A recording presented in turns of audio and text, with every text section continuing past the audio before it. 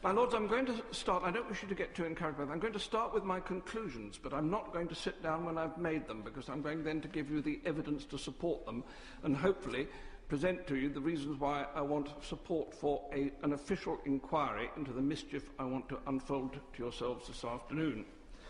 My Lords, I've been engaged in this pursuit of this issue for nearly 2 years now, and I'm no further through to getting to the truth. I think there are 3 possible conclusions which may come from it.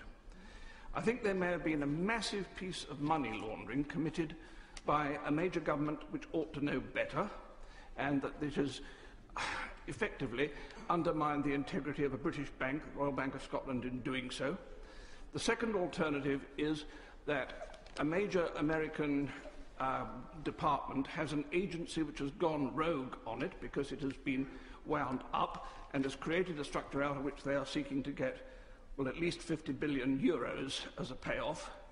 And the third possibility is that this is an extraordinary elaborate fraud which has not been carried out, but which has been prepared in order to provide a threat to one government or more if they don't pay them off. So there are 3 possibilities, and this all needs a very urgent review. My Lords, it starts in April and May of 2009 with the alleged transfer to the United Kingdom, to the HSBC, of a sum of $50 trillion, and 7 days later, ping, in comes another $50 trillion to the HSBC, and then 3 weeks later, another $50 trillion. Total of $5 trillion in each case, sorry. Total of $15 trillion is alleged to have been passed into the hands of HSBC for onward transit to the Royal Bank of Scotland, and we need to look to where this came from and what the history of this money is, and I have been trying to sort out the sequence by which this money has been created and where it's come from for a long time. It starts off apparently as the property of a man called Johannes Riardi, who has some claims to be considered the richest man in the world.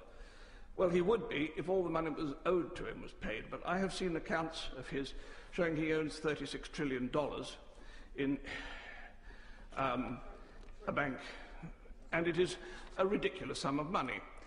On the other hand, the $36 trillion would be consistent with the dynasty from which he comes and the fact that they had been effectively the emperors of Indochina in times gone by.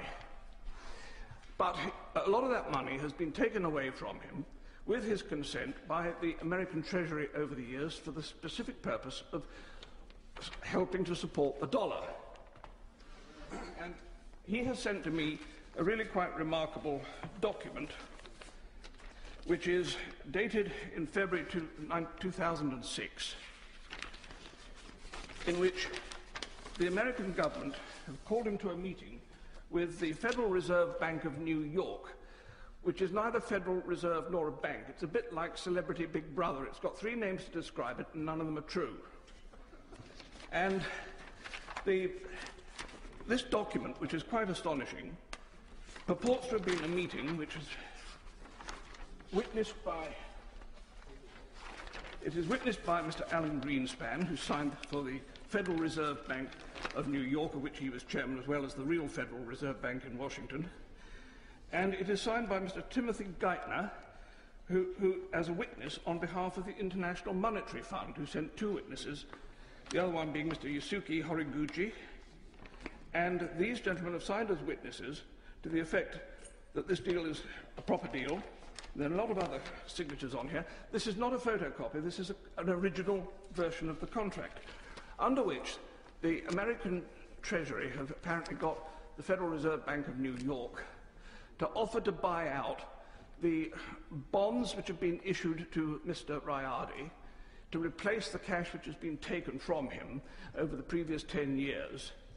And they're giving him half of $500 million as a cash payment to buy out worthless bonds. Now, this is all in the agreement, and it's very remarkable. I would have thought establishing whether this is a correct piece of paper or not is just 2 phone calls away, one to Mr. Geithner and one to Mr. Greenspan, both of whom still prosper and live, so they could easily confirm whether they signed this.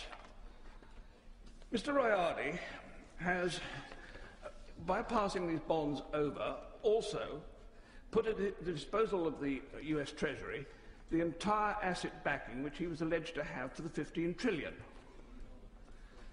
I now have a letter here from the Bank of Indonesia which says that the whole thing was a pack of lies, that he did not have the 750,000 tons of gold which was supposed to be backing it. He only had 700 tons.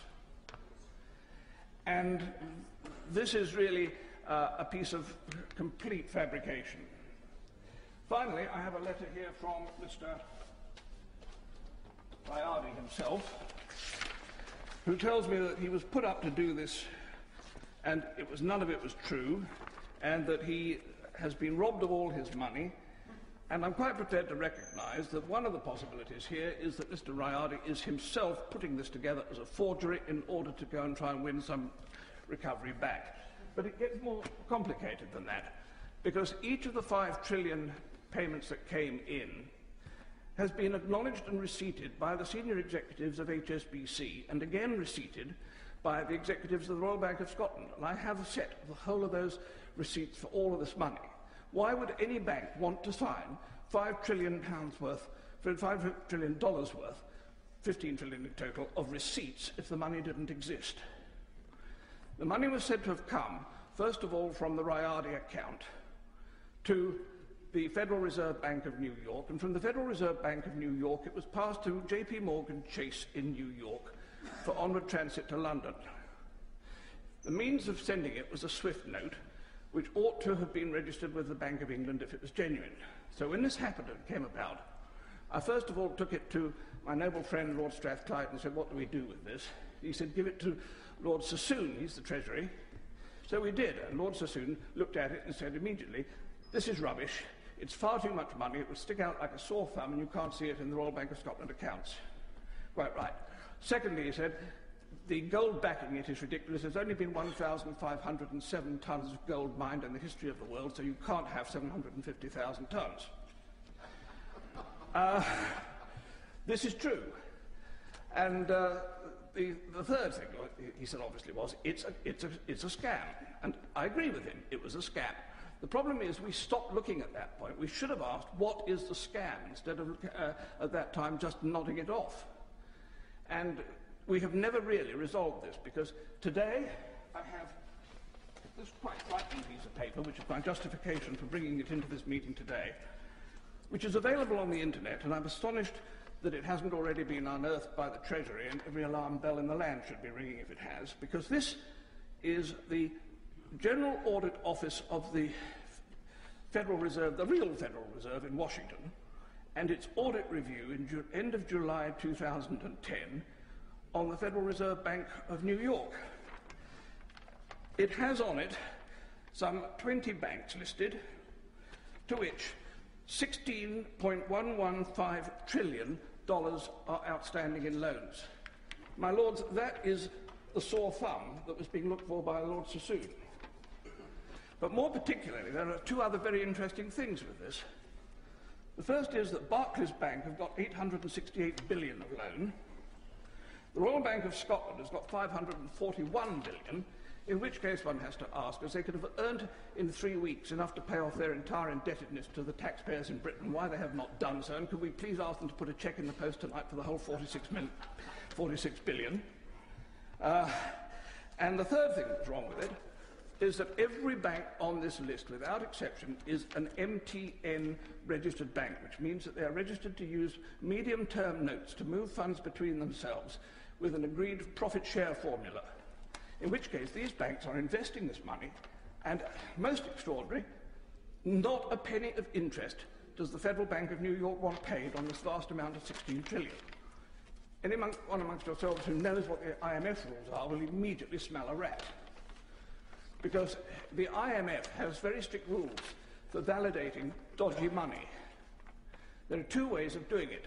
You either pass it through a major central bank, like the Bank of England, who had apparently refused to touch this, or alternatively, you put it through to a bank which is an MTN trading bank, and which is then able to use the funds on the overnight European MTN trading market, where they can earn between 1 and 2.5% profit per night and the compound interest on that is huge. So there is a vast profit being made with this money somewhere if it is in fact genuine. So, my Lords, I believe that this is such an important issue now that I've put everything I've got on the subject into a 104 megabyte memory thumb, and I want the government to put this to some suitable investigative bureau and take everything I've got on the subject and find out what the truth is of what is going on here, because there is something very seriously wrong. Either we have a huge amount of tax uncollected on profits made, or we have a vast amount of money festering away in the European banking system, which is not real money, in which case we need to take it back. My Lords, I ask for an investigation, and please support my plea.